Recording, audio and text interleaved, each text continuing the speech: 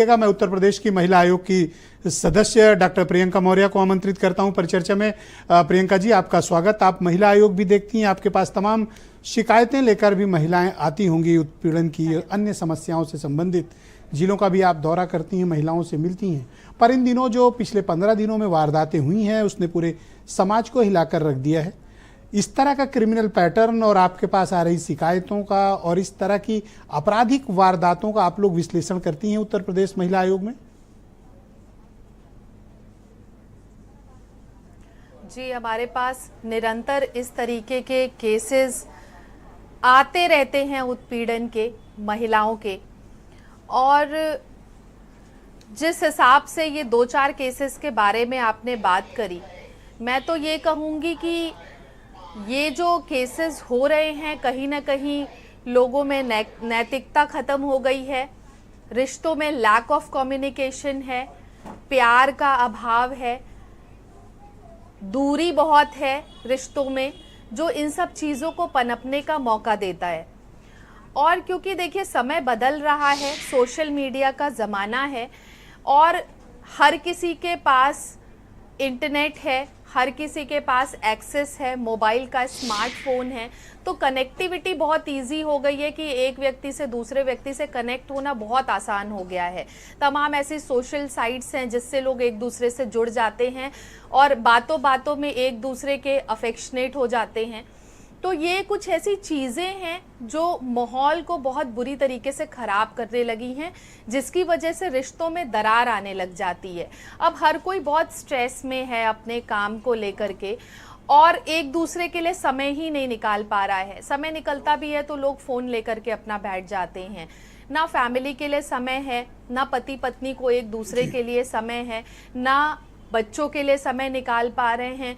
तो वो जो एक प्यार, एक फैक्टर होता है ना, परिवार का बेस, वो खत्म होने लग गया है। पर आपने बात कही कि ये मोरालिटी का विषय है, पर ये बात मोरालिटी से आगे निकलकर मैडम क्रिमिनलिटी तक पहुंच चुकी है। और इस तरह का कोल्ड ब्लडेड मर्डर प्लान करना, इट्स नॉट इजी। ये असाधारण है, एक्स्ट्राऑर्डिनरी है। ब्रिजेश जी, देखिए, मैं तो यही कहना चाहूँगी कि इस तरीके की चीज़ें पहले भी होती रही हैं, लेकिन अब सोशल मीडिया का ज़माना है और आप लोगों के माध्यम से ये चीज़ें बहुत ज़्यादा तेज़ तरीके से लोगों के पास पहुंच रही हैं। तो लोग अब ज़्यादा इन चीज़ों को देख पा रहे हैं, समझ पा रहे हैं और नैतिकता से कहें तो ये बहुत गलत है और इस तरीके की चीज़ें नहीं होनी चाहिए। अगर आप किसी के साथ नहीं रहना चाहते हैं तो आप उससे डाइवोर्स ले लीजिए, पर किसी की जान नहीं ले सकते। सहमति से बात करके चीज़ों को ख़त्म करिए। ऑब्वियसली जन्म देने का अधिकार है, जान लेने का अधिकार किसी को भी नहीं है। पर सोसाइटी में इन दिनों जैसी घटनाएं हो रही है, अगर मैं इंडिविजुअल वारदातों का भी जिक्र करूं तो जो अलीगढ़ की घटना है, और इसमें जितना पैटर्न आप पाएंगी ये सब लोअर मिडिल क्लास के भीतर हो रहा है। जैसे अलीगढ़ की घटना है, जो लड़की देखने आया था, शादी करने आया था, सास का उसके साथ रिलेशनशिप हुई और अब दोनों साथ रह रहे हैं, पूरी दुनिया में चर्चा का विषय बना हुआ।